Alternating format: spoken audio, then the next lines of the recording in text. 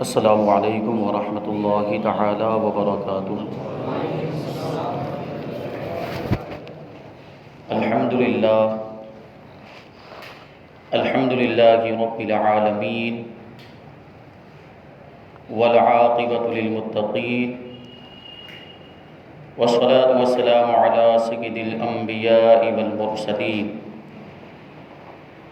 وعلى آلہ واصحابہ اجمعین، اما بعد فاعوذ باللہ من الشیطان الرجیم، بسم اللہ الرحمن الرحیم۔ محمد رسول اللہ والذین معہ اشداء علی الکفار رحماء بینہم تراہم رکعا سجدا یبتغون فضلا من اللہ ورضوانا۔ صدق اللہ مولانا العظیم وصدق رسولہ النبی الامین المتین الکریم، ونحن على ذلك لمن الشاهدين والشاكرين والذاكرين والحامدين والحمد لله رب العالمين۔ آئیے ہم اور آپ سب سے پہلے حضور سرور کائنات، فخر موجودات، باعث تخلیق کائنات، احمد مجتبی محمد مصطفیٰ صلی اللہ علیہ وسلم کی بارگاہ بیکس پناہ میں جھوم جھوم کر درود و سلام کا نذرانہ عقیدت پیش کریں اور پڑھیں اللہم صلی علی سیدنا و مولانا محمد معدن الجود والکرم وآلہ الکرام وابنہ الکریم وبارک وسلم صلاۃ و سلام علیک یا رسول اللہ صلی اللہ تعالی علیہ وسلم۔ عزیزان ملت اسلامیہ، آج ہم انشاءاللہ تبارک و تعالی خلفائے راشدین کی ترتیب کے اعتبار سے اور وعدے کے مطابق انشاءاللہ آج ہم امیر المؤمنین خلیفہ چہارم مولا کائنات شیر خدا علی مرتضیٰ کرم اللہ وجہہ الکریم کی بارگاہ میں خراج عقیدت پیش کریں گے۔ ان کے تعلق سے گفتگو ہوگی۔ اللہ تبارک و تعالی مجھے حق کہنے، آپ کو حق سننے اور ہم سب کو حق پر عمل کرنے کی توفیق عطا فرمائے۔ اہل سنت و جماعت کا اس بات پر اجماع ہے کہ انبیاء اور مرسلین کے بعد لوگوں میں سب سے افضل حضرت ابوبکر صدیق ہیں، پھر فاروق اعظم ہیں، پھر عثمان غنی ہیں، اور ان کے بعد مولا کائنات علی مرتضیٰ کا مرتبہ ہے، پھر باقی عشرہ مبشرہ کا مرتبہ ہے، پھر ان صحابہ کرام کا مرتبہ ہے جو جنگ بدر میں شریک ہوئے تھے، اور پھر ان صحابہ کرام کا مرتبہ جو جنگ احد میں شریک ہوئے تھے، اور پھر ان صحابہ کرام کا مرتبہ ہے جو بیعت رضوان میں شریک ہوئے تھے، اور پھر باقی صحابہ کرام کا مرتبہ۔ یہ اہل سنت و جماعت کا مذہب، اور یہ خلافت کی بھی ترتیب ہے۔ یہ افضلیت کے اعتبار سے جو افضل تھے وہ پہلے خلیفہ ہوئے، پھر ان کے بعد جو افضل تھے وہ ان کے بعد خلیفہ ہوئے۔ مولا کائنات علی مرتضیٰ رضی اللہ تعالیٰ عنہ خود ارشاد فرمایا کرتے تھے کہ جو مجھے ابو بکر اور عمر پر فضیلت دے گا میں اسے مفتری یعنی تہمت لگانے والے کی سزا دوں گا۔ یہ خود فرماتے تھے مولا کائنات، اور آپ نے حضرت ابوبکر صدیق کی خلافت کو بھی تسلیم کیا، فاروق اعظم کی خلافت کو بھی تسلیم کیا، یہاں تک کہ حضرت عثمان غنی رضی اللہ تعالیٰ عنہ کی خلافت کو بھی تسلیم کیا۔ اور جب حضرت عثمان غنی رضی اللہ تعالیٰ عنہ دنیا سے تشریف لے گئے تو اب پوری کائنات میں مولا کائنات سے بہتر کوئی تھا ہی نہیں، تو خود ہی اپنی خلافت کا اعلان کر دیا اور لوگوں سے بیعت لینا شروع کر دیا۔ یہ شان ہے مولا کائنات علی مرتضیٰ شیر خدا رضی اللہ تعالیٰ عنہ۔ آپ کا نام علی اور آپ کی کنیت ابو الحسن اور ابو تراب ہے۔ ابو الحسن امام حسن مجتبی رضی اللہ تعالیٰ عنہ کی طرف نسبت کرتے ہوئے آپ نے یہ کنیت اختیار فرمائی، اور ابو تراب جو کنیت ہے یہ اللہ کے رسول نے آپ کو عطا فرمائی۔ تراب کا مطلب ہوتا ہے مٹی، اور ابو مانے والا بھی ہوتا ہے، ابو تراب کا مطلب ہوا مٹی والا۔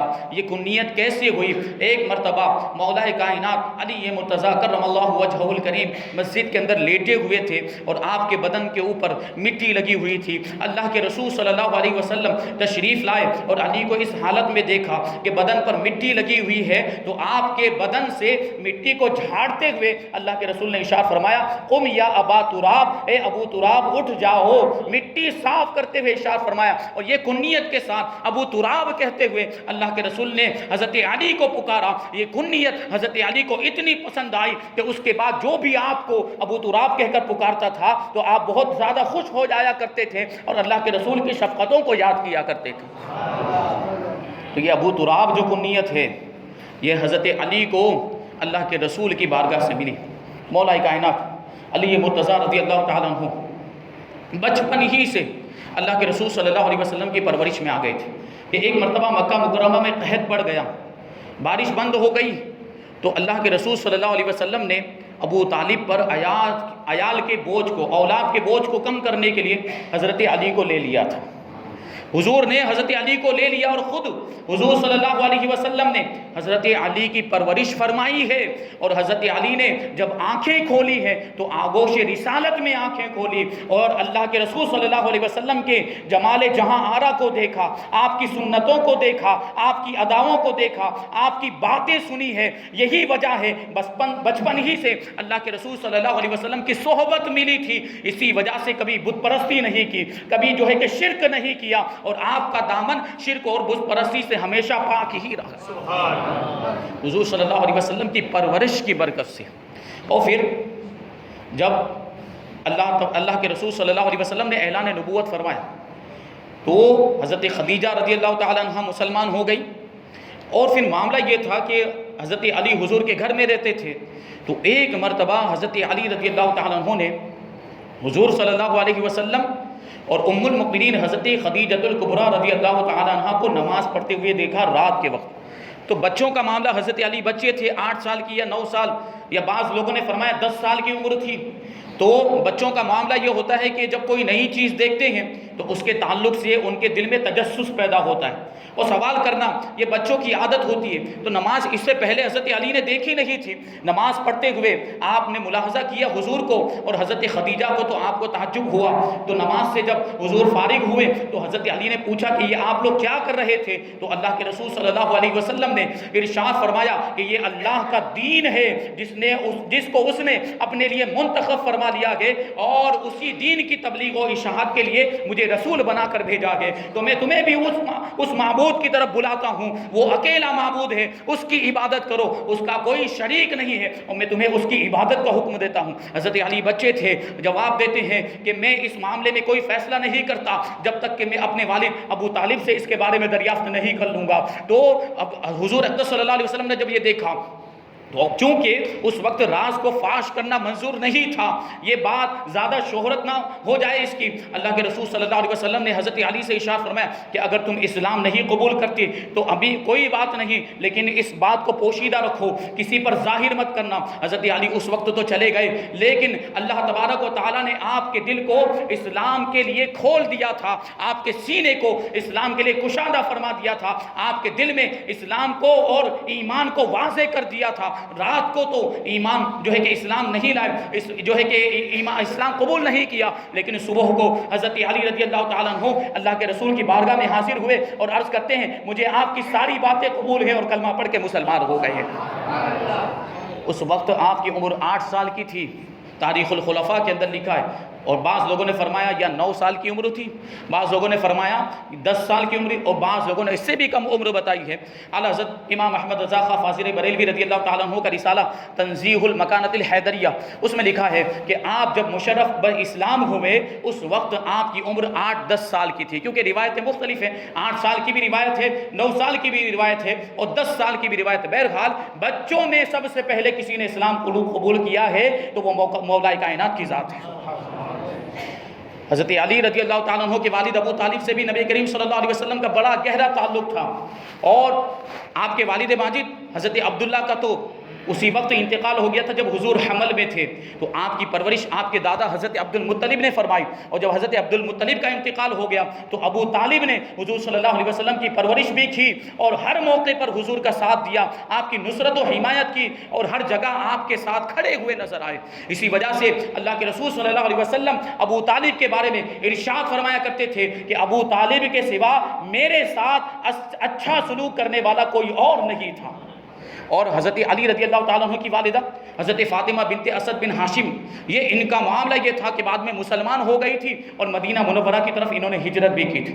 اللہ کے رسول سے بڑی محبت فرماتی تھی، بڑی شفقت فرماتی تھی۔ جب مدینہ منورہ کے اندر حضرت فاطمہ بنت اسد یعنی آپ کی چچی جان کا انتقال ہو گیا تو اللہ کے رسول صلی اللہ علیہ وسلم نے ان کے لیے اپنا کرتا مبارک عطا فرمایا کفن کے طور پر، اور خود آپ ان کی قبر میں گئے اور تھوڑی دیر کے لیے اندر لیٹے، پھر باہر تشریف لائے اور ارشاد فرماتے ہیں کہ فاطمہ تم میری ماں کے بعد میری دوسری ماں تھی، اور آپ کی شفقت کا یہ معاملہ تھا کہ خود بھوکی رہتی تھی اور مجھے کھانا کھلایا کرتی تھی، آپ کو لباس کی ضرورت ہوتی تھی لیکن مجھے لباس پہنایا کرتی۔ یہ کرتا آج میں نے اس لیے دیا ہے کہ اس کے بدلے میں اللہ تبارک و تعالیٰ آپ کو جنت کا جوڑا عطا فرمائے، اور قبر میں اس لیے لیٹا ہوں تاکہ اللہ تبارک و تعالیٰ آپ کی قبر کو کشادہ فرما دے۔ یہ تعلق تھا حضرت علی کے والدین سے حضور صلی اللہ علیہ وسلم کا، اور اس اعتبار سے دیکھیں تو حضرت علی حضور کے چچا زاد بھائی ہیں، اور رشتہ اسی سے معلوم ہو جاتا ہے اور نسب بھی معلوم، کیونکہ اللہ کے رسول صلی اللہ علیہ وسلم کا نسب تو پہلے ہی بیان کیا جا چکا ہے۔ اللہ کے رسول صلی اللہ علیہ وسلم سے تعلق کے ساتھ کہ حضور کے چچا زاد بھائی بھی ہیں حضرت علی، اور پھر دیکھیں تو داماد بھی ہیں کہ خاتون جنت کا نکاح اللہ کے رسول صلی اللہ علیہ وسلم نے حضرت علی سے فرمایا، اور پھر جو عقد مواخات ہوا تھا اس میں بھی اللہ کے رسول صلی اللہ علیہ وسلم نے اپنے لیے علی کا انتخاب فرمایا۔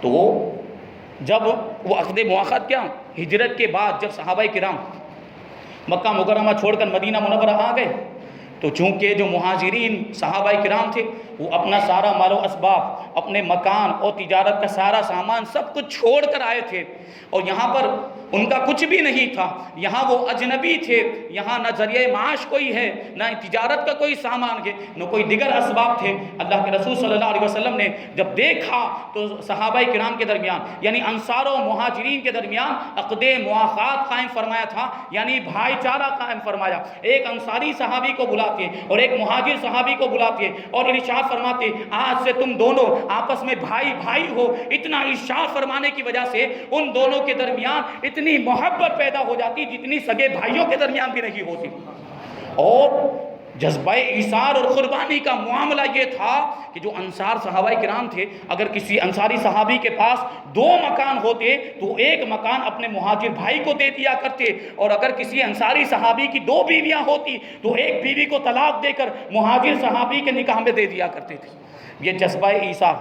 تو جب رسول اللہ صلی اللہ علیہ وسلم نے یہ عقد مواخات قائم کیا، جب یہ بھائی چارہ قائم کیا تو حضرت علی کو چھوڑ دیا، سب کو کسی نہ کسی کا بھائی بنا دیا، لیکن علی کو کسی کا بھائی نہیں بنایا۔ تو علی روتے ہوئے اللہ کے رسول صلی اللہ علیہ وسلم کی بارگاہ میں پہنچے، اور پہنچنے کے بعد عرض کرتے ہیں یا رسول اللہ سب کو کسی نہ کسی کا آپ نے بھائی بنایا لیکن مجھے چھوڑ دیا، کسی کو میرا بھائی نہیں بنایا۔ اللہ کے رسول نے ارشاد فرمایا انت اخی فی الدنیا والآخرہ، علی فکر کرنے کی ضرورت نہیں، تم دنیا میں بھی میرے بھائی ہو اور آخرت میں بھی میرے بھائی ہو۔ علی کو اللہ کے رسول صلی اللہ علیہ وسلم نے اپنا بھائی فرمایا، لیکن علی کے ادب و احترام کا معاملہ دیکھیں، حضور نے آپ کو بھائی کہا لیکن پوری زندگی علی نے کبھی بھی حضور کو بھائی کہہ کر نہیں پکارا، کبھی یا رسول اللہ کہہ کر پکارتے ہیں، کبھی یا حبیب اللہ کہہ کر پکارتے ہیں، کبھی یا نبی اللہ کہہ کر پکارتے ہیں۔ یہ آج کے زمانے کا وہابی ہے جو حضور کو اپنے جیسا بشر کہتا ہے، اپنے بھائی کی طرح کہتا ہے۔ یہ بدبختوں کی اتنی اوقات بھی نہیں ہے، یہ مولا کائنات کے قدموں کی دھول کے برابر بھی نہیں ہے، اللہ کے رسول سے تو ان کو کوئی نسبت بھی نہیں ہے۔ مولا کائنات نے جبکہ حضور نے آپ کو اپنا بھائی کہا تھا لیکن پوری زندگی مولا کائنات نے کبھی بھی حضور کو اپنا بھائی کہہ کر نہیں پکارا۔ یہ شام ہجرت کی رات جب اللہ تبارک و تعالیٰ نے حضور کو مکہ مکرمہ چھوڑنے کا حکم دیا اور مدینہ منورہ کی طرف ہجرت کرنے کا حکم دیا تو اللہ کے رسول صلی اللہ علیہ وسلم نے علی کو بلایا اور ارشاد فرمایا کہ آج تمہیں ہمارے بستر پر سونا ہے، سبز چادر اوڑھ کر تم سو جانا، اور صبح میں مکہ والوں کی جو بھی امانتیں ہمارے پاس ہے ان ساری امانتوں کو تم واپس کر کے 3 دن کے بعد تم بھی مدینہ منورہ آ جانا۔ اب یہ بڑا خطرناک اور خوفناک وقت تھا۔ حضرت علی جانتے تھے کہ کفار پلاننگ بنا رہے ہیں اللہ کے رسول صلی اللہ علیہ وسلم کو قتل کرنے کی، اسی وجہ سے تو اللہ نے ان کو ہجرت کرنے کا حکم دیا ہے۔ یہ اتنا خوفناک وقت تھا، لیکن علی کو نبی کے فرمان پر یقین بھی تھا۔ حضور نے ارشاد فرمایا تھا کہ علی صبح میں امانتیں واپس کر دینا اور تیسرے دن مدینہ منورہ آ جانا، تو علی کو یقین تھا کہ میں زندہ رہوں گا، میں امانتیں واپس بھی کروں گا اور میں مدینہ بھی پہنچوں گا، کیونکہ میرے وہ صحابی تھے، وہ وہاں بھی نہیں تھے، ان کا عقیدہ تو یہ تھا کہ سورج مشرق کی جگہ پر مغرب سے نکل سکتا ہے لیکن نبی کے فرمان کے خلاف ہرگز ہو ہی نہیں سکتا۔ تو وہ جو اس رات اگرچہ رسول اللہ صلی اللہ علیہ وسلم کا بستر جو ہے وہ کانٹوں کے بظاہر کانٹوں کا بچھونا تھا، لیکن اس رات حضرت علی کے لیے وہ پھولوں کی سیج بن گیا تھا۔ حضرت علی خود ارشاد فرماتے ہیں کہ اس رات جس سکون اور اطمینان کے ساتھ مجھے نیند آئی ہے پوری زندگی ایسی نیند نہیں آئی۔ فرماتے ہیں میں سویا اور صبح اٹھا، لوگوں نے دیکھا کہ رسول اللہ کی جگہ پر میں ہوں، تو مجھے تو قتل کرنے کا ارادہ نہیں تھا تو مجھے چھوڑ دیا۔ پھر میں جو رسول اللہ صلی اللہ علیہ وسلم کے پاس مکہ والوں کی امانتیں تھیں ان امانتوں کو تقسیم کرنا میں نے شروع کر دیا۔ جن کی جو امانت تھی وہ ان کو میں نے جو ہے کہ دینا شروع کر دیا۔ 3 دن تک میں مکہ مکرمہ میں رہا، پھرتا رہا، گھومتا رہا، لوگ مجھے دیکھتے رہے لیکن کسی کے اندر کچھ کہنے کی جرت نہیں تھی۔ تیسرے دن میں مکہ مکرمہ سے مدینہ منورہ کی طرف روانہ ہو گیا۔ اللہ کے رسول صلی اللہ علیہ وسلم مدینہ منورہ کے علاقے قباء کے اندر تشریف فرما تھے۔ راستے میں بھی کسی نے مجھ سے تعارض نہیں کیا۔ وہاں پر میں پہنچ گیا جہاں اللہ کے رسول صلی اللہ علیہ وسلم تشریف فرما تھے، حضرت کلثم کے مکان میں، اور وہاں پر جا کر میں رکا اور وہاں پر اللہ کے رسول صلی اللہ علیہ وسلم کی بارگاہ میں بھی وہاں پر اس مکان کے اندر رہنے لگا۔ یہ دیکھیں حضرت علی کا یقین حضور اقدس صلی اللہ علیہ وسلم کے فرمان پر کہ کچھ بھی ہو جائے لیکن حضور کے فرمان میں فرق نہیں آ سکتا ہے۔ یہ ہجرت کے موقع پر اللہ کے رسول صلی اللہ علیہ وسلم نے کسی اور کا انتخاب نہیں فرمایا بلکہ مولا کائنات کا انتخاب فرمایا۔ یہ شان ہے اور یہ مقام و مرتبہ حضرت علی رضی اللہ تعالیٰ عنہ کا اور حضور اقدس صلی اللہ علیہ وسلم سے بھی کیسی نسبت اور کیسی شفقتیں فرمایا کرتے تھے، کیسی محبت فرماتے تھے اللہ کے رسول صلی اللہ علیہ وسلم۔ اور حضرت علی بھی رضی اللہ تعالیٰ عنہ ہر موقع پر حضور اقدس صلی اللہ علیہ وسلم پر اپنا سب کچھ قربان کرنے کے لیے تیار رہتے تھے۔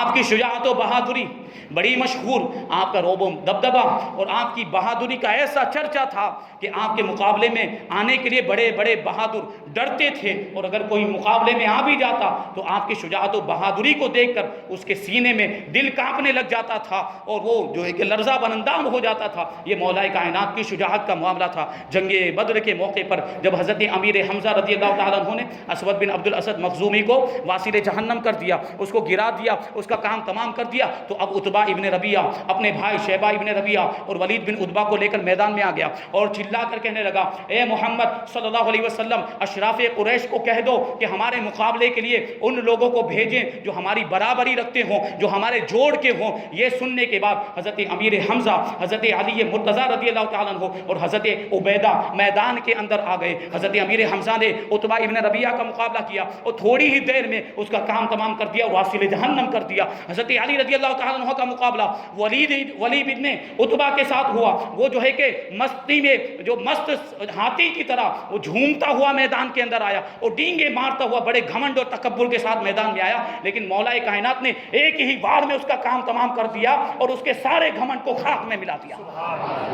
اب مولا کائنات نے دیکھا کہ حضرت عبیدہ کو شیبہ نے زخمی کر دیا ہے، تو حضرت علی نے شیبہ پر بھی جھپٹ کر حملہ کیا اور اسے بھی واصل جہنم کر دیا، اس کا بھی کام تمام کر دیا۔ یہ بہادری کا عالم تھا۔ اور جب جنگ احد کا موقع آیا اور جنگ احد کے اندر جب جنگ کا پانسا پلٹ گیا تھا، پہلے مسلمانوں کو جیت حاصل ہوئی، مسلمان مال غنیمت لوٹنے میں مشغول ہو گئے، تو موقع پا کر کافروں نے پیچھے سے حملہ کر دیا اور ادھر والے جو کافر بھاگ رہے تھے انہوں نے بھی پلٹ کر پھر سے حملہ کر دیا۔ اب مسلمان دونوں طرف سے چکی کے 2 پارٹوں کے درمیان دانوں کی طرح پسنے لگے. کفار ادھر سے بھی حملہ کر رہے تھے, کفار پیچھے سے بھی حملہ کر رہے تھے, اور معاملہ یہ تھا کہ پورے لشکر کے اندر افراتفری مچ گئی اور بھگ دڑ مچ گئی. ایسا معاملہ تھا, ایسا جو ہے کہ ماحول تھا کہ حواس بالکل ہوش و حواس کھو بیٹھے تھے. مسلمانوں کا معاملہ یہ تھا, یہاں تک کہ بعض مسلمانوں کی تلوار ہی سے شہید ہو گئے. حضرت حذیفہ کے والد حضرت یمان مسلمانوں کی تلوار سے شہید ہوئے. حضرت حذیفہ چلاتے رہ گئے کہ یہ میرے والد ہیں, یہ میرے والد ہیں. لیکن افراتفری کا معاملہ یہ تھا, لوگوں کے ہوش اڑ گئے تھے, حواس باختہ ہو گئے تھے کہ مسلمانوں کی تلوار ہی سے مسلمان شہید ہو رہے تھے. ایسے موقع پر کسی نے مشہور کر دیا کہ معاذ اللہ, اللہ کے رسول صلی اللہ علیہ وسلم شہید ہو گئے ہیں. اب مولا کائنات علی مرتضیٰ کہتے ہیں, جب میں نے یہ خبر سنی تو پہلے تو مجھے یقین نہیں ہوا, مجھے بہت تعجب ہوا. میں نے جو ہے کہ پہلے اللہ کے رسول صلی اللہ علیہ وسلم کو زندوں میں تلاش کیا, مجھے نظر نہیں آئے. پھر میں نے اللہ کے رسول صلی اللہ علیہ وسلم کو شہیدوں میں تلاش کیا تو وہاں بھی اللہ کے رسول صلی اللہ علیہ وسلم مجھے نظر نہیں آئے. اور میرے دل نے کہا کہ یہ تو ہرگز ہو ہی نہیں سکتا کہ اللہ کے رسول میدان جنگ کو چھوڑ کے بھاگ جائیں. یقیناً اللہ تبارک و تعالیٰ نے اپنے رسول کو آسمانوں پر اٹھا دیا ہوگا. مولا کائنات کہتے پھر اس کے بعد میں نے ارادہ کر لیا کہ رسول اللہ اگر جو ہے کہ حیات نہیں ہے اور اللہ تبارک و تعالیٰ نے اگر حضور کو آسمانوں پر اٹھا لیا ہے تو پھر زندہ رہنے کا کیا مطلب ہے. لاؤ میں کفار کی صفوں میں گھس جاتا ہوں اور جنگ کرتے کرتے اللہ کے رسول کی بارگاہ میں پہنچ جاتا ہوں. یہ کہتے ہوئے حضرت علی رضی اللہ تعالیٰ عنہ تلوار چلاتے ہوئے زوردار حملہ کرتے ہوئے کفار کی صفوں میں گھس گئے. اور ایسا حملہ آپ کا جو ہوتا تھا کہ کفار کی صفیں پھٹ جایا کرتی اور کفار آپ کے سامنے سے ہٹ جایا کرتے تھے. کفار کی صفوں کو چیرتے چیرتے حضرت مولا کائنات علی مرتضیٰ رضی اللہ تعالیٰ عنہ لشکر کے اس پار پہنچ گئے جہاں اللہ کے رسول صلی اللہ علیہ وسلم تشریف فرما تھے. جب اللہ کے رسول صلی اللہ علیہ وسلم کے چہرے کا دیدار ہوا تو مولا کائنات کہتے ہیں مجھے بے انتہا خوشی ہوئی اور میں دوڑ کر حضور کے قریب پہنچ گیا اور حضور پر پہرا دینے لگ گیا. اور جب کفار و مشرکین کو پتا چلا کہ اللہ کے رسول ادھر ہیں تو انہوں نے بھی اپنی پوری طاقت سمیٹی اور حضور صلی اللہ علیہ وسلم پر حملہ کرنے کے لیے حضور کی طرف آنے لگے. جب گروہ در گروہ آ کر حملہ کرنے لگے تو اللہ کے رسول صلی اللہ علیہ وسلم نے مجھ سے ارشاد فرمایا علی ان کو روکو. تو میں نے ان کا مقابلہ کیا اور میں نے ان کے حملے کا رخ موڑ دیا اور کتنے ایسے تھے جن کو میں نے قتل بھی کر دیا. پھر حضرت علی فرماتے ہیں پھر ایک دوسرا گروہ آیا, ایک دوسری جماعت آئی حملہ کرنے کے لیے. تو اللہ کے رسول نے پھر مجھ سے ارشاد فرمایا علی ان کو روکو. تو میں نے اکیلے تنہا ان کا مقابلہ کیا. اور حضرت علی کی ذوالفقار کا معاملہ یہ تھا کہ حملہ کرنے والوں کے رخوں کو موڑ دیا کرتی تھی, ان کے واروں کو بیکار کر دیا کرتی تھی اور کتنے کافروں کو تہہ تیغ کر کے واصل جہنم کر دیا کرتی تھی. یہ معاملہ تھا, یہ بہادری تھی. اس بہادری کو دیکھ کر حضرت جبریل بھی سدرۃ المنتہا سے تشریف لائے. اللہ کے رسول کی بارگاہ میں آنے کے بعد حضرت علی کی شجاعت کی تعریف کی, حضرت علی کی مدد کی تعریف کی. تو اللہ کے رسول صلی اللہ علیہ وسلم نے ارشاد فرمایا انہو منی وانا منہو, علی مجھ سے ہے اور میں علی سے ہوں, ہمیں اتنا قرب حاصل ہے, ہماری نزدیکی کا یہ معاملہ ہے. تو حضرت جبرائیل نے کہا کہ پھر تو میں آپ دونوں سے ہوں. یہ بہادری کا عالم. اور حضرت علی رضی اللہ تعالیٰ عنہ جنگ تبوک کے علاوہ ساری جنگوں میں سارے غزوات میں شریک ہوئے اور اپنی بہادری اور شجاعت کا ثبوت دیا ہے آپ نے. غزوہ تبوک کے موقع پر اللہ کے رسول صلی اللہ علیہ وسلم آپ کو مدینہ منورہ میں اپنا نائب بنا کر جو ہے کہ تشریف لے گئے تھے. اس وجہ سے اس میں آپ شریک نہیں ہو سکے. باقی کی ساری جنگوں میں آپ جو ہے کہ آپ نے شرکت فرمائی تھی, اور خاص طور پر جنگ خیبر جس کی وجہ سے آپ کو فاتح خیبر کہا جاتا ہے. جنگ خیبر جب ہوئی تو خیبر کا جو قلعہ یہ مرحب کا پایہ تخت تھا, وہاں کا جو بادشاہ اور حکمران تھا اس کا نام مرحب تھا. یہ بڑا مضبوط قلعہ تھا اور اس کو فتح کرنا آسان نہیں تھا. کئی دن کا محاصرہ ہوا, کئی دن تک مسلمانوں نے اس قلعے کو گھیرے رکھا لیکن فتح حاصل نہیں ہو رہی تھی. اللہ کے رسول صلی اللہ علیہ وسلم نے ایک دن حضرت ابوبکر کو جھنڈا عطا فرمایا, دوسرے دن حضرت فاروق اعظم کو جھنڈا عطا فرمایا, لیکن ان حضرات کے ہاتھ سے بھی فتح حاصل نہیں ہوئی. تو اب جب بہت زیادہ دیر ہو گئی فتح حاصل ہونے میں تو اللہ کے رسول صلی اللہ علیہ وسلم نے ایک دن صحابہ کرام سے ارشاد فرمایا کہ کل میں اس شخص کو جھنڈا دوں گا جس کے ہاتھ پر اللہ تبارک و تعالیٰ فتح عطا فرمائے گا, اور اس کا معاملہ یہ ہے کہ وہ اللہ اور اس کے رسول کو دوست رکھتا ہے اور اللہ اور اس کے رسول اس کو دوست رکھتے ہیں. اب وہ جو رات تھی صحابہ کرام نے یہ خوشخبری سنی تھی تو سارے صحابہ کرام نے بے قراری اور بے چینی کے عالم میں وہ رات گزاری، کیونکہ ہر صحابی کی یہ خواہش اور تمنا تھی کہ وہ فضیلت اس کو مل جائے، کیونکہ اس میں سند تھی، اس میں سرٹیفکیٹ تھا اس بات کا کہ جس کو جھنڈا دیا جائے گا وہ اللہ کا بھی محبوب ہے اور اس کے رسول کا بھی محبوب ہے، اور ساتھ ہی ساتھ یہ سعادت بھی مل جاتی کہ فاتح خیبر کا لقب مل جاتا اور خیبر اس کے ہاتھ پر فتح ہو جاتا۔ اب سب تمام صحابہ کرام، کیونکہ وہ صحابہ تھے، ان کا عقیدہ تھا کہ اللہ کے رسول صلی اللہ علیہ وسلم نے جو فرما دیا وہ ہو کر ہی رہے گا اور اس کے خلاف ہو ہی نہیں سکتا۔ جب دوسرے دن تمام صحابہ کرام اللہ کے رسول صلی اللہ علیہ وسلم کی بارگاہ میں امیدیں لے کر حاضر ہوئے اور پہنچے، اللہ کے رسول صلی اللہ علیہ وسلم تشریف فرما اور تمام صحابہ کرام کی امید بھری ہوئی نگاہیں اللہ کے رسول صلی اللہ علیہ وسلم کے لبوں کی جنبش پر قربان ہو رہی تھی، اور اللہ کے رسول صلی اللہ علیہ وسلم نے ارشاد فرمایا این علی ابن ابی طالب، علی ابن ابی طالب کہاں ہے؟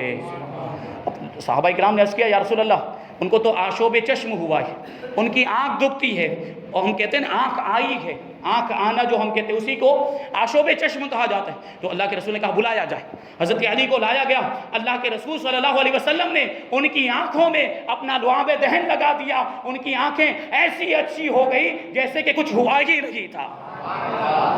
پھر اللہ کے رسول صلی اللہ علیہ وسلم نے حضرت علی کو جھنڈا عطا فرمایا۔ حضرت علی عرض کرتے ہیں یا رسول اللہ کیا میں ان لوگوں سے اس وقت تک جنگ کروں جب تک وہ مسلمان نہ ہو جائیں؟ تو اللہ کے رسول نے ارشاد فرمایا ان کے ساتھ نرمی کرو، پہلے انہیں اسلام کی طرف بلاؤ اور اسلام قبول کرنے پر ان کے جو حقوق ہیں ان کو وہ بتاؤ، اور جان لو کہ خدا کی قسم اگر تمہاری کوششوں سے ایک شخص کو بھی ہدایت مل گئی تو یہ تمہارے لیے سرخ اونٹوں سے بہتر ہوگا۔ حضرت علی میدان میں آ گئے، پہلے اسلام کی دعوت دی، صلح کرنے کی بھی آپ نے تجویز پیش کی، لیکن مرحب اسلام قبول کرنے اور صلح کرنے کے بجائے میدان میں مقابلے کے لیے آ گیا، اور کس کے مقابلے کے لیے آیا؟ شیر خدا کے مقابلے کے لیے آیا، اور مرحب بڑا اس کو اپنی بہادری پر ناز تھا، آنے کے بعد کہنے لگا قد علمت خیبر انی مرحب شاک الصلاحی بطل مجرب، پورا خیبر جانتا ہے کہ میں مرحب ہوں اور میرا معاملہ یہ ہے کہ میں ہتھیاروں سے لیس ہوں اور میں بہادر اور تجربہ کار ہوں۔ اس نے جو ہے کہ اپنی خوبیاں بیان کی، تو مولا کائنات نے اس کے جواب میں ارشاد فرمایا انا الذی سمتنی ابنی امی حیدرا لیسی غابات کریہ المنظرا، میں وہ ہوں کہ میری ماں نے میرا نام حیدر رکھا ہے، میرا نام شیر رکھا ہے، اور کچھاروں میں رہنے والے، جھاڑیوں میں رہنے والے شیروں کی طرح میری صورت بھی خوفناک ہے، تو جو ہے کہ اپنی بہادری پر گھمنڈ مت کر۔ یہ کہتے ہوئے مولا کائنات علی مرتضیٰ رضی اللہ تعالیٰ عنہ نے اس کے سر پر تلوار کا ایسا زوردار وار کیا ہے کہ تلوار اس کی کھوپڑی کو چیرتی ہوئی اس کی کن پٹی تک پہنچ گئی، اور وہیں پر وہ مردود ڈھیر ہو گیا، اور مولا کائنات نے فتح کا اعلان فرما دیا۔ پھر حضرت علی رضی اللہ تعالیٰ عنہ نے خیبر کا جو قلعہ تھا اس کے دروازے کو اکھاڑ کر اپنی پیٹھ پر رکھ لیا، اور اسی دروازے سے ہو کر صحابہ کرام نے جو خیبر کا قلعہ ہے اس کو فتح کیا۔ بعد میں اس دروازے کو سائڈ پر ہٹانے کے لیے، ایک طرف کرنے کے لیے لوگوں نے اس کو ہٹانے کی کوشش کی ہے، تو 40 لوگ مل کر بھی اس دروازے کو نہیں اٹھا سکتے تھے۔ یہ طاقت کا عالم تھا مولا کائنات کی، اور یہ شجاعت اور بہادری۔ اللہ تبارک و تعالیٰ نے آپ کو بہت اونچا مقام عطا فرمایا تھا، ایسا مرتبہ عطا فرمایا تھا، اور اللہ تبارک و تعالیٰ نے آپ کو علم بھی ایسا عطا فرمایا، کیونکہ حضور اقدس صلی اللہ علیہ وسلم نے آپ کے تعلق سے ارشاد فرمایا انا مدینۃ العلم وعلی بابها، میں علم کا شہر ہوں تو علی اس کا دروازہ ہے۔ اور حضرت علی رضی اللہ تعالیٰ عنہ بڑے جو ہے کہ علوم میں مہارت رکھتے تھے، اور چونکہ اللہ تبارک و تعالیٰ نے قرآن مجید میں بھی ارشاد فرمایا کہ تبیان لکل شیء، قرآن کے اندر ہر چیز کا علم موجود ہے۔ ایک یہودی حضرت علی رضی اللہ تعالیٰ عنہ کی بارگاہ میں آیا، اور اس کی داڑھی خسی داڑھی، تھوڑے سے بال تھے، اور مولا کائنات کی داڑھی کا معاملہ کہ گھنی داڑھی مبارک بہت ہی گھنی تھی، بڑی خوبصورت داڑھی۔ وہ آنے کے بعد یہودی کہتا ہے کہ تم لوگوں کا دعویٰ ہے کہ قرآن کے اندر ساری چیزوں کا بیان موجود ہے، قرآن کے اندر ہر چیز کا علم ہے، تو بتاؤ کہ قرآن کے اندر تمہاری داڑھی اور میری داڑھی کا ذکر کہاں ہے؟ وہ سوال بھی کس سے کر رہا ہے؟ جو مدینۃ العلم کا دروازہ ہے اس سے سوال کر رہا ہے۔ اس کے پاس اس کا جواب نہیں ہوگا تو کس کے پاس ہوگا؟ مولا کائنات ارشاد فرماتے ہیں ہاں تیری داڑھی کا ذکر بھی قرآن میں ہے اور میری داڑھی کا ذکر بھی ہے۔ اللہ تبارک و تعالیٰ ارشاد فرماتا ہے والبلد الطیب یخرج نباتہ بإذن ربی والذی خبث لا یخرج الا نکدا۔ جو زمین پاکیزہ ہوتی ہے وہاں کا جو سبزہ ہوتا ہے وہ اللہ کے حکم سے بڑا ہی اچھا نکلا کرتا ہے، لیکن جو زمین بنجر ہوتی ہے وہاں سے کوئی سبزہ نہیں نکلتا ہے، اگر نکلتا ہے تو تھوڑا سا ہی نکلتا ہے۔ تو پاکیزہ زمین یہ ہماری زمین ہے کہ گھنی داڑھی ہے، اور جو بنجر زمین ہے وہ تیری زمین ہے کہ تیری داڑھی کھسکسی ہے۔ تو تیری داڑھی کا ذکر بھی قرآن میں ہے اور میری داڑھی کا بھی ذکر ہے۔ یہ مولا کائنات کے علم کا معاملہ، اور مولا کائنات نے اسی وجہ سے تو ایک مرتبہ ارشاد فرمایا تھا کہ اگر میں بسم اللہ کی تفسیر لکھوں تو 70 اونٹ بھر جائیں۔ بسم اللہ کی تفسیر لکھیں اور اس کے اجزاء تیار کریں، کاغذ پر اس کو لکھا جائے، اس کو مرتب کیا جائے اور اس کے حصے تیار کیے جائیں، اور پھر ان کتابوں کو اونٹوں پر لادا جائے تو 70 اونٹ بھر جائیں گے۔ اعلیٰ حضرت امام احمد رضا خان فتاوی رضویہ جلد 22 کے اندر ارشاد فرماتے ہیں کہ ایک اونٹ کتنے من بوجھ اٹھا سکتا ہے اور ایک من کے اندر کتنے جز اور کتنے حصے ہو سکتے ہیں، اگر اس کا حساب لگایا جائے تو تقریباً 25 لاکھ حصے بنتے ہیں۔ 25 لاکھ حصے بنتے ہیں۔ یہ مولا کائنات کے علم کا معاملہ کہ صرف بسم اللہ کی تفسیر میں پورے قرآن کی تفسیر اگر کریں تو پھر تو اس کا الگ ہی جو ہے کہ معاملہ ہوگا۔ جب بسم اللہ کی تفسیر کا یہ عالم ہے تو پورے قرآن کی تفسیر کا عالم کیا ہوگا؟ یہ مولا کائنات کا علم اللہ تبارک و تعالیٰ نے یہ سوجھ بوجھ اور یہ سمجھ آپ کو عطا فرمائی، ساتھ ہی آپ کو عقل، دانائی، ہوش مندی سب کچھ عطا فرمائے۔ اور ایک مرتبہ اللہ کے رسول صلی اللہ علیہ وسلم نے آپ کو یمن بھیجا، وہاں کا قاضی بنا کر، قاضی شرع جو شریعت کے فیصلے کرے۔ تو حضرت مولا کائنات نے حضور کی بارگاہ میں عرض کیا یا رسول اللہ میں کیسے فیصلے کروں گا؟ میں نا تجربہ کار ہوں، میں نوجوان ہوں، میری عمر بھی اتنی زیادہ نہیں ہے، میں کیسے فیصلے کروں گا؟ تو اللہ کے رسول نے حضرت علی کے سینے پر ہاتھ مار کے ارشاد فرمایا یا الہ العالمین، اس کے دل کو منور فرما دے، اس کے قلب کو روشن کر دے اور اس کی زبان میں تاثیر عطا فرما دے۔ مولا کائنات ارشاد فرماتے ہیں کہ اس کے بعد کبھی بھی کسی بھی فیصلے کے اندر مجھے کوئی تردد نہیں ہوا، اور بغیر کسی شک کے اور بغیر کسی شبہ کے ہر مقدمے کا میں نے فیصلہ کر دیا۔ اسی وجہ سے تو آپ کے فیصلے بڑے مشہور گئے، ایسے عجیب و غریب فیصلے کیے کہ بڑے بڑے عقل مند، بڑے بڑے دانشور ان کو دیکھتے ہیں، ان کے بارے میں سنتے ہیں تو حیران رہ جاتے ہیں، تعجب میں پڑ جاتے ہیں۔ اس طرح کے کچھ فیصلے۔ ایک مرتبہ کیا ہوا کہ یمن کے ایک آدمی نے اپنے لڑکے کو اپنے غلام کے ساتھ کوفہ بھیجا۔ اب ان دونوں کا راستے میں جھگڑا ہو گیا، تو لڑکے نے غلام کو تھپڑ مار دیا اور غلام نے لڑکے کو گالیاں دی۔ اب دونوں میں خوب جھگڑا ہوا۔ جب کوفہ پہنچے تو غلام نے دعویٰ کر دیا کہ یہ میرا غلام ہے، یعنی جو اس کے آقا کا لڑکا تھا اس کے بارے میں غلام نے مشہور کر دیا کہ یہ میرا غلام ہے اور اسے بیچنا چاہا۔ اب یہ مقدمہ مولا کائنات کے پاس پہنچا تو مولا کائنات نے اپنے غلام قمر کو حکم دیا کہ اس کمرے کی دیوار میں 2 سوراخ کیے جائیں اور ان دونوں کو کہا جائے کہ ان 2 سوراخوں کے اندر اپنا سر داخل کر کے دوسری طرف سے نکالیں۔ اب ان لوگوں کے لیے یہ انتظام کیا، وہ 2 سوراخ جو ہے دیوار کے اندر کیے گئے اور ان لوگوں نے اپنے سر کو دیوار کے اندر ڈال دیا اور دوسری طرف سے نکالا۔ پھر مولا کائنات نے حکم دیا قمر کو، اپنے خادم کو، جاؤ رسول اللہ کی تلوار لے کر آؤ، جاؤ رسول اللہ کی تلوار لے کر آؤ۔ اور جب وہ آپ کا خادم رسول اللہ صلی اللہ علیہ وسلم کی تلوار جس کو ذوالفقار کہا جاتا ہے وہ لے کر آئے تو مولا کائنات نے اپنے خادم سے ارشاد فرمایا کہ دونوں کی گردن کاٹ ڈالو، دونوں کی گردن کاٹ ڈالو۔ اب ان میں جو غلام تھا وہ گھبرا گیا، فوراً اپنے سر کو اس سوراخ میں سے نکال لیا۔ مولا کائنات نے کہا کہ یہی غلام ہے، اور وہ جو نوجوان تھا وہ اپنی حالت پر باقی رہا، اور آپ کے اجلاس کے اندر، آپ کی مجلس میں بغیر کسی گواہی کے اور بغیر کسی شہادت کے فیصلہ ہو گیا کہ کون غلام ہے اور کون آقا ہے۔ یہ سوجھ بوجھ تھی، یہ عقل و دانائی اللہ تبارک و تعالیٰ نے آپ کو عطا فرمائی۔ ایک مرتبہ 2 عورتیں آپ کے پاس جھگڑا لے کر آئی، اور ایک لڑکے کے بارے میں، بچہ، اس کے بارے میں جھگڑا تھا کہ یہ بچہ کس کا ہے۔ وہ کہنے لگی، ان دونوں میں سے ہر عورت کہہ رہی تھی کہ یہ لڑکا میرا ہے، یہ بچہ میرا ہے۔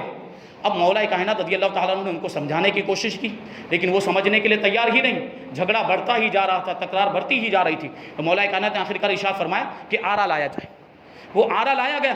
اب یہ دونوں گھبرا گئی کہ کیا ہونے والا ہے، تو پوچھنے لگی کہ آپ کیا کرنے والے ہیں؟ تو مولا کائنات نے ارشاد فرمایا کہ آرے سے بچے کے 2 ٹکڑے کر دوں گا، ایک ٹکڑا تم کو دے دوں گا اور ایک ٹکڑا دوسری عورت کو دے دوں گا۔ تو جو حقیقت میں ماں تھی اس کا دل تڑپ گیا، وہ کہنے لگی کہ امیر المؤمنین ایسا مت کیجیے، اس کو قتل مت کیجیے، بلکہ دوسری عورت کو یہ بچہ دے دیجیے، کیونکہ وہ حقیقت میں ماں تھی، اسے یہ برداشت ہی نہیں تھا کہ اس کے بچے کے 2 ٹکڑے کر دیے جائیں۔ مولا کائنات نے ارشاد فرما دیا، حکم نافذ کر دیا کہ حقیقت میں اس بچے کی ماں یہی ہے۔ اب دوسری عورت سے مولا کائنات کہتے ہیں کہ تم نے میری مجلس کے اندر جھوٹ بولا کہ امیر المؤمنین کی مجلس کے اندر جھوٹ بولا، بعد میں اس نے اپنے جرم کا اقرار کر لیا اور اس کو اس کی سزا دی گئی ہے۔ یہ شان ہے، اس طریقے سے فیصلے ہوا کرتے۔ ایک مرتبہ 3 شخص آئے 17 اونٹ لے کر مولا کائنات کی بارگاہ میں، اور تینوں شخص آنے کے بعد کہنے لگے کہ ان 17 اونٹوں کو ہمارے درمیان تقسیم کر دیں، لیکن ہم میں جو ایک ہے وہ آدھے کا نصف کا حصے دار ہے، یعنی آدھے اونٹ اس کو ملنے چاہیے۔ 17 کا آدھا کتنا ہوگا؟ 8.5، آدھے اونٹ اس کو ملنے چاہیے، اور دوسرا جو ہے اس کو 1/3 اونٹ ملنے چاہیے، اور 1/3 یعنی 1/3۔ 3 حصے کسی بھی چیز کے کیے جائیں تو ایک حصے کو 1/3 کہیں گے۔ تو اس نے کہا کہ ان میں سے جو دوسرا ہے اس کا 1/3 حصہ ہے، یعنی تقریباً 6.25 اونٹ اس کو ملنے چاہیے، اور جو تیسرا شخص ہے اس کا 9واں حصہ ہے، یعنی 2 سے کچھ کم اونٹ اس کو ملنے چاہیے۔ اب لوگ حیران و پریشان، لوگ سوچ رہے ہیں، ان لوگوں نے شرط یہ بھی لگائی تھی کہ کسی بھی اونٹ کو کاٹنا بھی نہیں ہے، اور کسی کے پاس سے بدلے میں پیسے بھی نہیں لینے، کسی سے پیسے بھی نہیں دلوانے، چلو تم اپنا حصہ اس کو دے دو اور اس کے بدلے میں پیسے لے لو، ایسا بھی نہیں ہونا چاہیے، بلکہ پورے اونٹ سب کو ملنے چاہیے، اور کسی اونٹ کو کاٹا بھی نہ جائے کہ گوشت بعد میں تقسیم کر دیا جائے۔ تو اب لوگ تعجب کر رہے ہیں کہ یہاں دیکھیے، ایک کو 8.5 مل رہے ہیں، ایک کو 6.25 مل رہے ہیں، اور ایک کو 2 سے کچھ کم مل رہے ہیں، تو 3 اونٹوں کو کاٹنا پڑے گا۔ 3 اونٹوں کو کاٹے بغیر فیصلہ ہو ہی نہیں سکتا ہے۔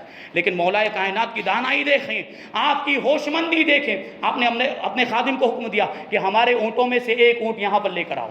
اب وہ اونٹ لے کر آیا تو مولا کائنات نے ان سارے اونٹوں کو 17 اونٹوں کو ایک لائن میں کھڑا کر دیا، اور پھر ارشاد فرمایا کہ ہمارا اونٹ ان کے پیچھے کھڑا کر دیا جائے۔ اب کتنے اونٹ ہو گئے؟ اب 18 اونٹ ہو گئے۔ 18 اونٹ کے آدھے کتنے ہوتے ہیں؟ 9 اونٹ ہوتے ہیں۔ وہ آدھے حصے کا جو دعوے دار تھا اس کو 9 اونٹ دے دیے گئے، اور پھر 18 کا 1/3 ہوتا ہے 6، تو جو دوسرا جو تھا، جو 6 کا دعوے دار، جو 1/3 کا دعوے دار تھا، اس کو 6 اونٹ دے دیے گئے۔ اب باقی بچے 2، تو وہ تیسرے شخص کو دے دیے گئے۔ دیکھیں 9 میں 6 ملائیں تو کتنے ہوتے ہیں؟ 15، اور اس میں 2 ملائیں تو 17 ہوتے ہیں۔ 17 کے 17 تقسیم بھی ہو گئے، اور مولا کائنات کا اونٹ محفوظ بھی رہا۔ آپ نے اپنے خادم سے کہا جاؤ اس کو دوبارہ باڑے میں جا کے کھڑا کر دو۔ اس طریقے سے فیصلے فرماتے تھے، اور یہ سوجھ بوجھ اللہ تبارک و تعالیٰ نے آپ کو عطا فرمائی۔ اسی مقام و مرتبہ دیکھیں، مولا کائنات ہیں، اولیاء کرام کے سردار ہیں، آپ کی اولاد میں جو اولیاء کرام، ان کی کرامتوں کو ہم سنتے رہتے ہیں، کیسی کیسی کرامتیں، تو کیا مولا کائنات کو اللہ تبارک و تعالیٰ نے کرامتوں سے نہیں نوازا ہوگا؟ بڑی شان ہے۔ ایک مرتبہ جنگ صفین کے موقع پر مولا کائنات اور آپ کے ساتھی جنگ میں مشغول تھے کہ آپ کے ساتھیوں کو پانی کی ضرورت پڑی، تو ساتھیوں نے آ کر عرض کیا کہ حضور پانی نہیں ہے، کیا کیا جائے؟ تو مولا کائنات نے ارشاد فرمایا کہ تھوڑا اور آگے چلو۔ جب تھوڑا اور آگے چلے تو ایک گرجا گھر نظر آیا، چرچ نظر آیا، تو وہاں رکے، اور وہاں جو راہب رہتا تھا، جو پادری رہتا تھا، اس سے پانی کے بارے میں پوچھا کہ یہاں پانی کہاں ملے گا؟ تو اس پادری نے جواب دیا کہ یہاں سے 6 میل کے فاصلے پر پانی موجود ہے۔ تو آپ کے ساتھیوں نے عرض کیا کہ یا امیر المؤمنین، اگر آپ اجازت دیں تو ہم اپنی طاقت ختم ہونے سے پہلے وہاں تک پہنچ جائیں جہاں پر پانی موجود ہے۔ تو مولا کائنات نے ارشاد فرمایا اس کی حاجت نہیں۔ آپ نے مغرب کی طرف رخ کیا اور تھوڑا دور چلے، اور ایک جگہ اشارہ کرتے ہوئے ارشاد فرمایا کہ یہاں پر کھودو، یہاں سے زمین کو کھودو۔ اب آپ کے ساتھیوں نے زمین کو کھودنا شروع کیا۔ ابھی تھوڑی ہی زمین کھودی تھی کہ ایک بڑی چٹان سامنے آ گئی، ایک بہت بڑا پتھر سامنے آ گیا، اور کوئی بھی ہتھیار کام نہیں آ رہا تھا اس چٹان کو توڑنے کے لیے۔ اب معاملہ یہ تھا کہ آ کر ساتھی کہنے لگے کہ وہ چٹان سامنے آ گئی ہے اور ٹوٹ نہیں رہی۔ مولا کائنات نے ارشاد فرمایا اسی چٹان کے نیچے تو پانی ہے، اسی چٹان کے نیچے پانی کا چشمہ ہے، اس کو ہٹانا ضروری ہے۔ چٹان پر جب چٹان ہو، جب بہت بڑا پتھر ہو، تو کیا نیچے کا پانی نظر آتا ہے؟ ہرگز نہیں۔ یہ مولا کائنات کا علم غیب تھا کہ چٹان کے نیچے جو پانی ہے اس کو بھی ملاحظہ فرما رہے ہیں۔ تو جب انہوں نے کہا کہ ہم نے سارے ہتھیار آزما کر دیکھ لیے لیکن یہ چٹان ہٹ ہی نہیں رہی ہے، تو مولا کائنات خود اپنی آستینیں چڑھا کر میدان میں آئے اور پتھر کے نیچے صرف اپنی انگلیاں داخل کی ہے اور اس کو اٹھا کر سائڈ پہ کر دیا۔ اب اس کے نیچے دیکھا تو بہت ہی نہایت ہی ٹھنڈا میٹھا اور صاف ستھرا پانی موجود تھا کہ پورے سفر میں آپ کے ساتھیوں نے ایسا پانی پیا ہی نہیں تھا۔ وہ پانی پی کر سیراب ہو گئے، جتنا بھرنا تھا اپنے برتنوں میں مشکیزوں میں بھر بھی لیا۔ اب جب یہ منظر جو گرجا گھر کا پادری تھا اس نے دیکھا کہ ایسا معاملہ ہوا ہے تو وہ قریب آیا اور آنے کے بعد پوچھتا ہے حضرت علی سے کہ آپ پیغمبر ہیں؟ حضرت علی نے کہا نہیں۔ کوئی مقرب فرشتے ہیں؟ حضرت علی نے کہا نہیں۔ تو پھر کون ہیں؟ مولا کائنات نے ارشاد فرمایا میں محمد الرسول اللہ صلی اللہ علیہ وسلم کا داماد اور ان کا خلیفہ ہوں۔ تو راہب کہنے لگا ہاتھ بڑھائیے، میں کلمہ پڑھ کے مسلمان ہونا چاہتا ہوں۔ پڑھتا ہے اشہد ان لا الہ الا اللہ وان محمد رسول اللہ، میں گواہی دیتا ہوں کہ اللہ کے سوا کوئی معبود نہیں اور محمد صلی اللہ علیہ وسلم اللہ کے رسول ہیں۔ مولا کائنات نے پوچھا کہ اے شخص تم اتنی مدت سے اپنے دین پر قائم تھے لیکن آج تم نے اسلام قبول کر لیا، وجہ کیا ہے؟ تو وہ کہنے لگا کہ یہ چٹان جس کے ذریعے ہٹنی تھی، یہ جگہ جس کے ذریعے فتح ہونی تھی، وہ یا تو پیغمبر ہوتا یا پیغمبر کا داماد ہوتا۔ ہم نے اپنی کتابوں کے اندر پڑھا تھا، ہماری کتابوں کے اندر لکھا تھا اس چٹان کو جو ہٹائے گا اسی کے ذریعے سے یہ جو ہے کہ یہ گرجا گھر فتح ہوگا، اور جب ایسا شخص آ جائے تو اس کے ہاتھ پر کلمہ پڑھ کے مسلمان ہو جانا۔ بڑی مدت سے میں انتظار کر رہا تھا، آج میری مراد پوری ہو گئی۔ اتنا سننے کے بعد حضرت علی رضی اللہ تعالیٰ عنہ زارو قطار رونے لگے، اتنا روئے کہ آپ کی داڑھی مبارک تر ہو گئی۔ پھر ارشاد فرمایا اللہ تبارک و تعالیٰ کا بے پناہ شکر و احسان ہے کہ میں اس کی بارگاہ میں بھولا بسرا نہیں ہوں بلکہ اس کی کتابوں کے اندر میرا ذکر موجود ہے۔ یہ مولا کائنات کی کرامت۔ پھر ایک مرتبہ حضرت علی رضی اللہ تعالیٰ عنہ نے نماز فجر سے فارغ ہونے کے بعد ایک شخص کو بلایا اور ارشاد فرمایا جاؤ، کوفہ میں موجود تھے اس وقت، فلاں مقام پر جاؤ، وہاں ایک مسجد ہے اور اس کے قریب میں ایک گھر ہوگا، اس گھر میں ایک مرد اور ایک عورت آپس میں جھگڑا کر رہے ہوں گے، ان کو میرے پاس بلا کر لے کر آؤ۔ اب وہ شخص حکم کی تعمیل کرتے ہوئے گیا، مسجد کے قریب میں اس مکان میں پہنچا تو دیکھا واقعی وہاں پر ایک مرد اور عورت جھگڑا کر رہے ہیں۔ امیر المؤمنین کا حکم سنایا کہ بلا رہے ہیں، ان کو بلا کر لایا گیا۔ حضرت علی رضی اللہ تعالیٰ عنہ کی بارگاہ میں جب یہ دونوں پہنچے تو حضرت علی نے ارشاد فرمایا کہ تم نے کل پوری رات بہت جھگڑا کیا ہے؟ تو ان لوگوں نے کہا ہاں۔ تو جو مرد تھا، جو نوجوان تھا، اس نے کہا کہ آج میں نے اس عورت سے نکاح کیا ہے لیکن جب میں اس کے پاس گیا تو اس کے چہرے سے مجھے اتنی نفرت ہو گئی کہ اگر میرے اختیار میں ہوتا تو اسے آج ہی میں اپنے سے دور کر دیتا، اس سے آج ہی میں جدا کر دیتا۔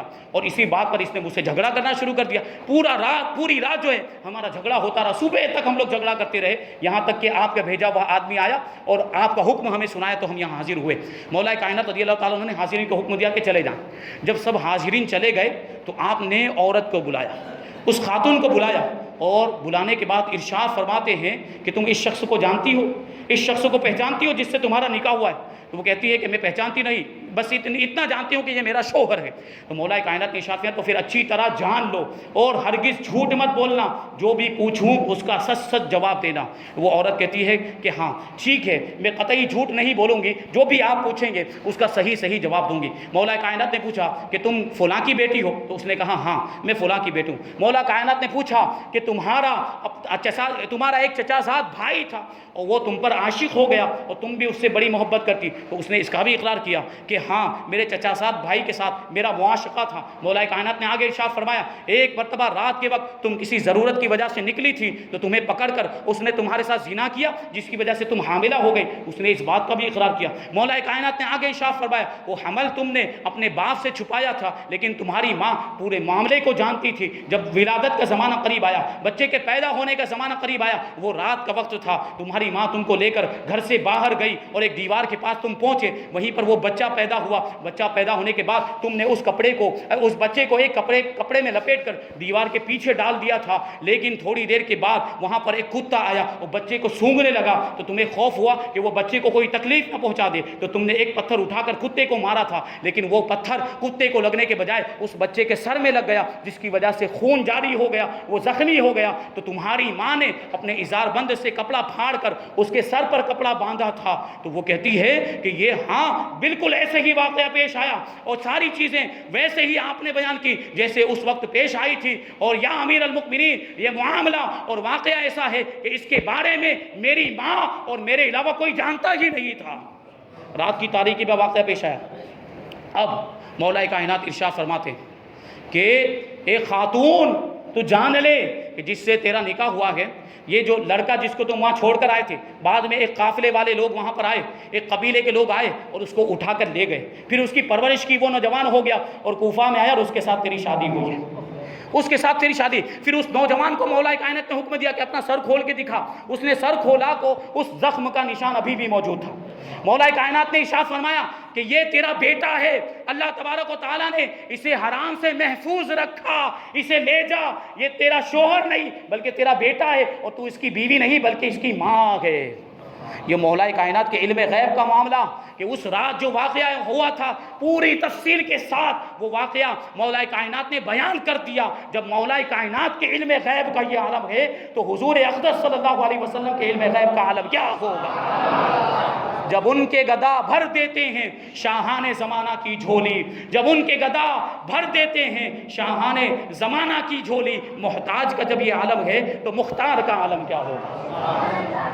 یہ شان اور یہ عظمت اللہ تبارک و تعالیٰ نے آپ کو عطا فرمائی۔ لیکن آپ کے زمانے میں فتنے بھی بہت زیادہ، آپ کے دشمن بھی بہت زیادہ پیدا ہو گئے تھے اور بہت سے لوگوں نے آپ کے قتل کا بھی ارادہ فرمایا۔ 19 رمضان المبارک آپ کا معمول یہ تھا کہ جب آپ نماز کے لیے جاتے تھے تو لوگوں کو نماز کے لیے آواز دیا کرتے، لوگوں کو جگایا کرتے تھے، اور اسی طریقے سے آپ عشاء کی نماز کے لیے تشریف لے جا رہے تھے، لوگوں کو جگاتے ہوئے آواز دیتے ہوئے تشریف لے جا رہے تھے۔ ابن ملجم آپ کی تاک لگائے ہوئے گھات میں بیٹھا ہوا تھا کہ کب آئیں اور حملہ کر دیں۔ جیسے ہی مولا کائنات علی مرتضیٰ رضی اللہ تعالیٰ عنہ وہاں سے گزرے، وہ گھات میں سے نکل کر اس نے آپ پر حملہ کر دیا اور تلوار کا ایسا وار کیا کہ وہ تلوار آپ کی پیشانی کو چیرتی ہوئی کن پٹی تک پہنچ گئی اور دماغ پر جا کر ٹھہری ہے، اور جیسے ہی آپ زخمی ہوئے آپ کی زبان سے نکلا فزت برب الکعبہ، رب کعبہ کی قسم میں کامیاب ہو گیا۔ اتنے زخمی ہونے کے باوجود آپ دو دن تک قید حیات رہے۔ ایک دن اس کے بعد کا جو تھا وہ جمعہ کا دن تھا، اور تیسرا جو دن تھا وہ سنیچر کا دن تھا۔ 21 رمضان المبارک ہجری 40 میں مولا کائنات رضی اللہ تعالیٰ عنہ کی شہادت ہوئی۔ آپ اس دنیا سے تشریف لے گئے اور آپ نے 4 سال کچھ مہینے تک مسند خلافت کو رونق بخشی ہے۔ جب آپ کا انتقال ہوا تو حضرت امام حسن، امام حسین اور حضرت عبداللہ ابن جعفر رضی اللہ تعالیٰ عنہ نے آپ کو غسل دیا، اور امام حسن رضی اللہ تعالیٰ عنہ نے آپ کی نماز جنازہ جو ہے کہ ادا فرمائی۔ اس طریقے سے مولا کائنات علی مرتضیٰ رضی اللہ تعالیٰ عنہ جیسی عظیم شخصیت اس دنیا سے رخصت ہو گئی، اور ایسے عظیم پیشوا سے، ایسے عظیم صحابی رسول سے دنیا محروم ہو گئی۔ اللہ تبارک و تعالیٰ کی بارگاہ میں دعا ہے کہ جو کچھ بھی بیان ہوا اس پر ہم سب کو عمل کرنے کی توفیق عطا فرمائے، صحابہ کرام جیسا جذبہ ہمیں عطا فرمائے، ان جیسی محبت کرنے کی توفیق ہمیں عطا فرمائے، صحابہ کرام کی طرح ہمیں بھی اپنا سب کچھ اسلام کے نام پر قربان کرنے کی توفیق عطا فرمائے، حضرت علی کے نقش قدم پر چلنے کی توفیق عطا فرمائے، ان کے مشن کو آگے بڑھانے کی توفیق عطا فرمائے، صحابہ کرام سے بھی محبت کرنے کی توفیق عطا فرمائے، اور اہل بیت کرام سے بھی محبت کرنے کی توفیق عطا فرمائے، سب کے مراتب کا لحاظ کرنے کی توفیق عطا فرمائے۔ وما علینا الا البلاغ۔ السلام علیکم۔